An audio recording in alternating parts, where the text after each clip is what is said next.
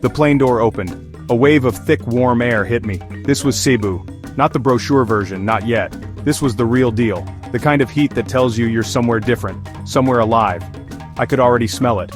A mix of sea, diesel, and something sweet I couldn't place. The airport buzzed with a gentle chaos. Families reuniting, travelers heading out, me just arriving, ready to see what this island had to offer. No fixed plans, just a desire to get under its skin. My ride into the city was an education. Old jeepneys, packed tight, blazed past. Their chrome decorations gleamed in the tropical sun. Tricycles, nimble and noisy, weaved through traffic. Buildings rose, some new, some old and weathered. Life spilled onto the streets, people selling things, people going places. The city felt like it was constantly moving, breathing. This wasn't a polished, sanitized experience, this was raw. This was Cebu waking up, or maybe it never really slept at all. I watched it all. A silent observer. I wasn't staying in some fancy hotel. No infinity pools or sterile lobbies for me this time. I found a small place, tucked away in a local neighborhood, the kind of place where you hear your neighbors. Where kids play basketball in the street until dusk. The welcome was simple. A nod, a smile. No fuss. This was exactly what I wanted. To be a temporary fixture, not a fleeting tourist. To see the city from the inside out, not through a curated lens. This felt right. That first evening, I just walked. No destination in mind. The air cooled slightly, but the energy remained. Street food vendors fired up their grills. The smell of grilled pork and chicken filled the air. Music drifted from open doorways. Laughter. Conversations in a language I didn't yet understand, but the meaning was clear. Community. Connection. I found a small eatery. Ordered something simple. Rice, grilled fish. It tasted honest. This week was going to be interesting. I could feel it. Cebu had stories to tell. The rooster didn't care it was a city. It crowed anyway. That and the distant rumble of early jeepneys was my alarm clock. No snooze button needed here. The sun was already making its presence known. I found a local bakery. The smell of pan de sal, warm bread rolls, drew me in. A perfect start, simple, unpretentious, just like the morning itself. People were already on the move. School kids in crisp uniforms, office workers heading to their day. The city was stretching, yawning, coming to life all over again for another day. My own morning ritual quickly formed. A cup of strong, dark local coffee, brewed the old-fashioned way, rich, bitter, the kind that wakes you up properly. I'd sit by my window, or on a small stoop, just watching. Observing the daily ballet of Cebuano life, the newspaper delivery guy on his bicycle, the woman sweeping her storefront, the casual greetings exchanged between passers-by. There was a rhythm to it, a steady pulse, not always hurried but always purposeful. Everyone had a place to be, something to do. Then came the jeepney, my chariot, my classroom on wheels. Navigating the routes was a puzzle at first. A glorious, colorful, chaotic puzzle, each jeepney a work of art, adorned with icons, slogans, and countless streamers. You learn to read the signs, you learn where to tap your coin to signal your stop. You learn to squeeze in. It's a shared experience. A microcosm of the city itself. Packed, noisy. But somehow it all worked. It got you where you needed to go eventually. Those early hours were also for small talk. A mayong buntag, good morning to the shopkeeper. A smile to the person sitting next to me on the jeepney. It's amazing how far a few basic phrases can take you. People appreciated the effort. They'd often respond with a warmth that was disarming. These weren't deep conversations, not yet, but they were connections, small threads weaving me into the fabric of the place, each interaction a tiny lesson in local culture. These moments, these simple exchanges, they matter. If you want to feel the pulse of Cebu, you go to Carbon Market. There's no avoiding it. It's not pretty, it's not sanitized, it's a sprawling, heaving, intoxicating mess.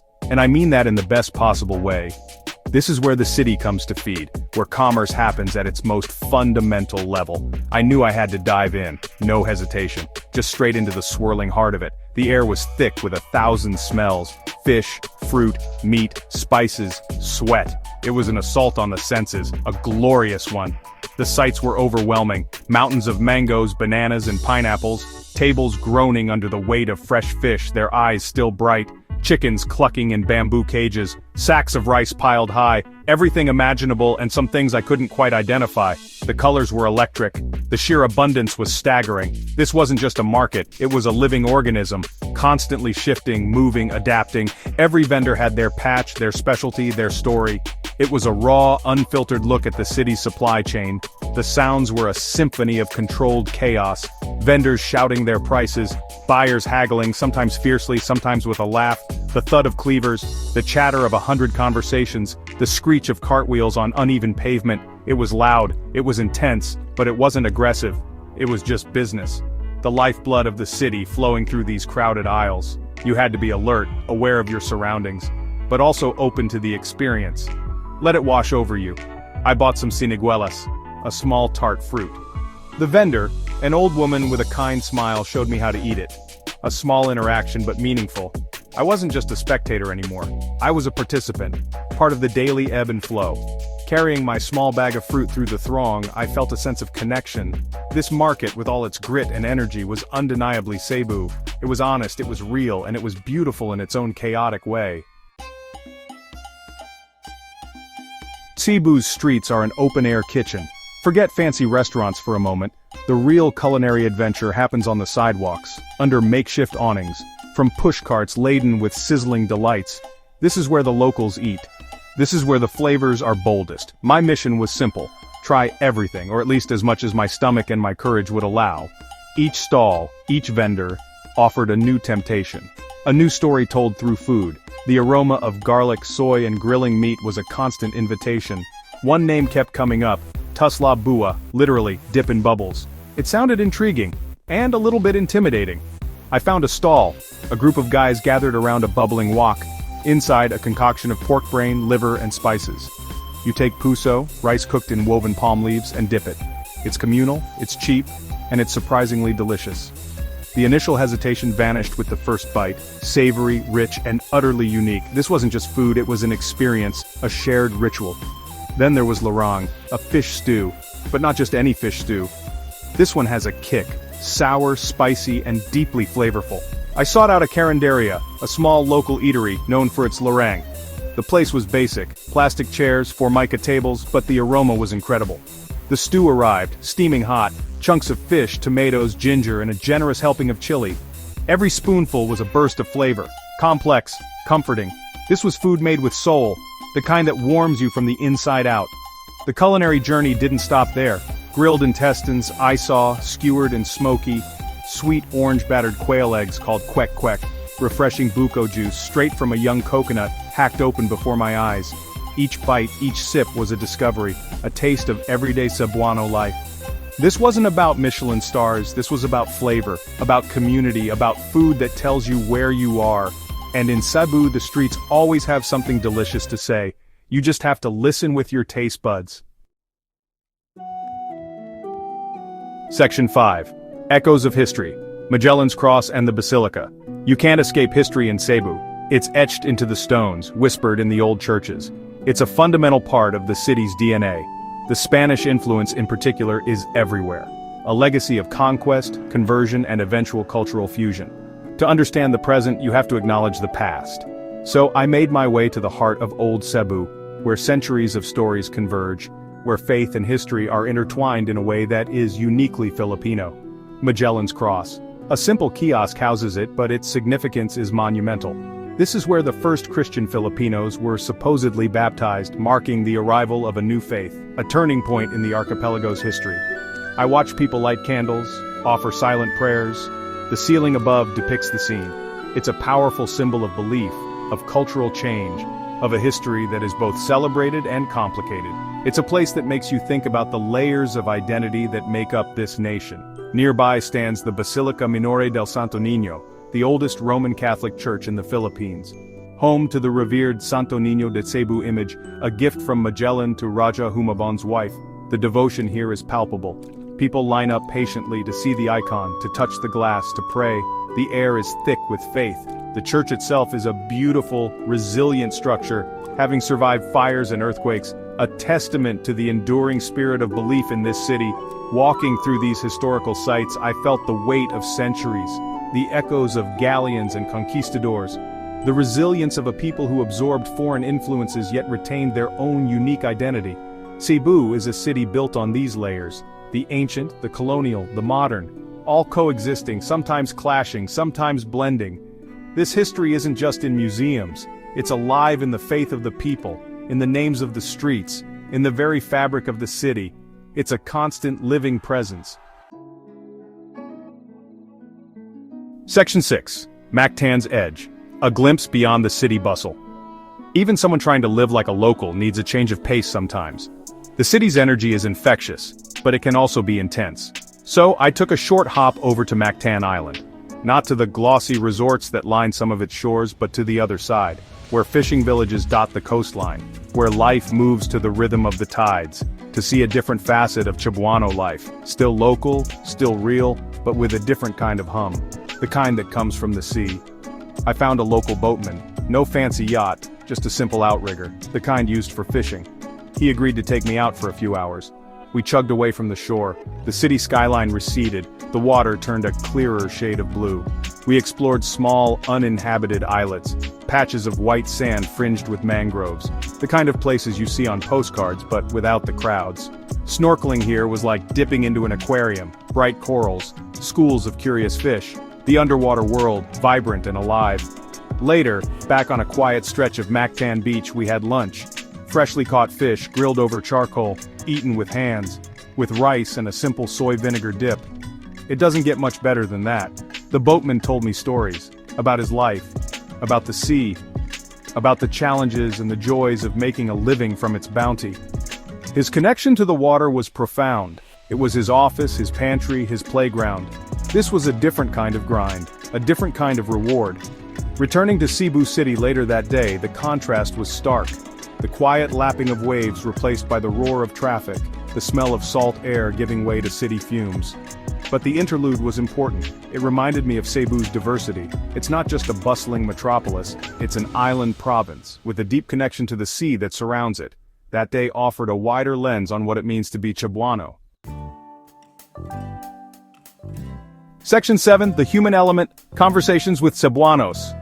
Travel, for me, is always about the people. You can see all the sights, eat all the food, but if you don't connect with the locals, you've missed the point. You've missed the soul of the place.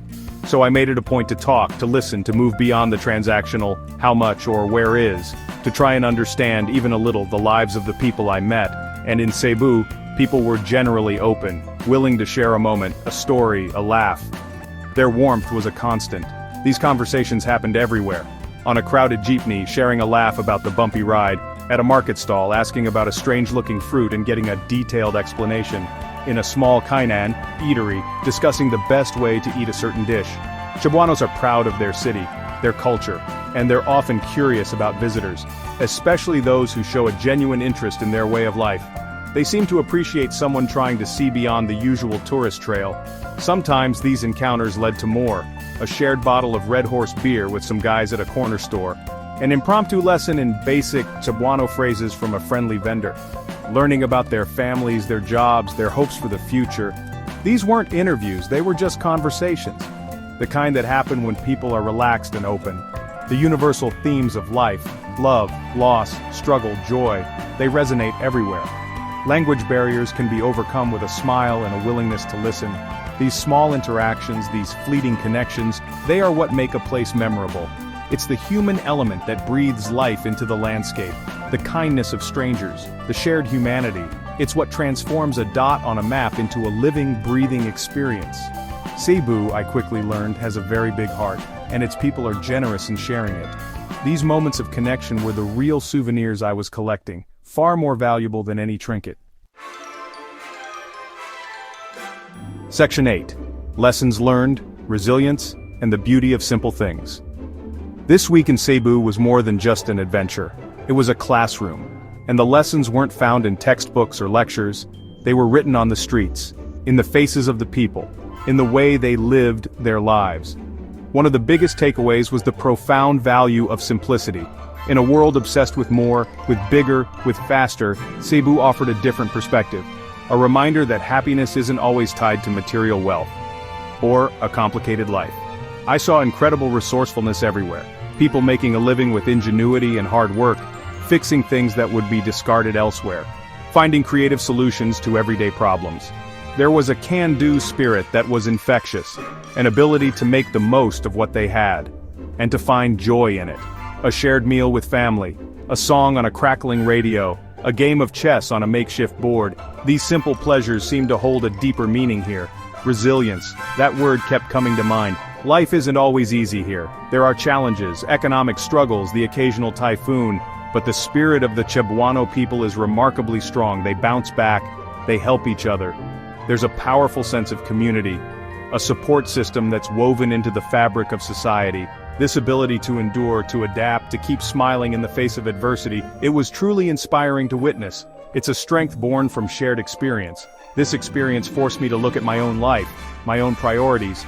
It highlighted how much we often complicate things unnecessarily, how much we accumulate that we don't truly need. The Cebuanos I met, many of whom had far less in material terms, often seemed to possess a richness of spirit, a contentment that is elusive in more affluent societies. The most important things, human connection, family, community, a sense of purpose, these were abundant. It was a powerful lesson in perspective. Section 9. Cebu's imprint. A perspective shifted. The week vanished, quicker than I wanted. But Cebu didn't just pass by, it burrowed its way under my skin. It left an imprint. This wasn't just another pin on the map, it was a place I had in some small way inhabited. I tried to see it not as a tourist, but as a temporary resident, to feel its rhythms, to taste its true flavors, to listen to its stories, and in doing so it changed me a little, as all good journeys should. My understanding of Cebu became richer, more nuanced. It was no longer just the Queen City of the South, or a collection of historical sites and beaches. I saw the layers, the vibrant, chaotic energy, the quiet moments of beauty, the daily grind and the infectious laughter, the undeniable grit and the equally undeniable grace. It became a real place, full of real people, living real lives.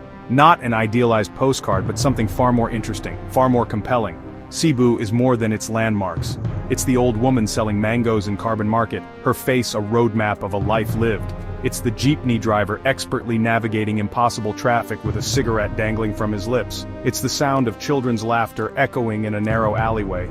It's the taste of tusla bua shared with strangers who quickly feel like friends. It's the unwavering faith seen in the eyes of devotees at the basilica. This is the Cebu that truly matters. I left Cebu with a profound sense of gratitude for the openness of its people, for the lessons in resilience and simplicity, for the vibrant, unfiltered experiences. It's a city that doesn't try to be anything other than what it is. And that honesty is its greatest charm. It's a place that challenges you, engages you, and ultimately embraces you. Cebu is not a place you easily forget. It's a place that calls you back. And I have a feeling, a strong one, that I'll be answering that call again someday.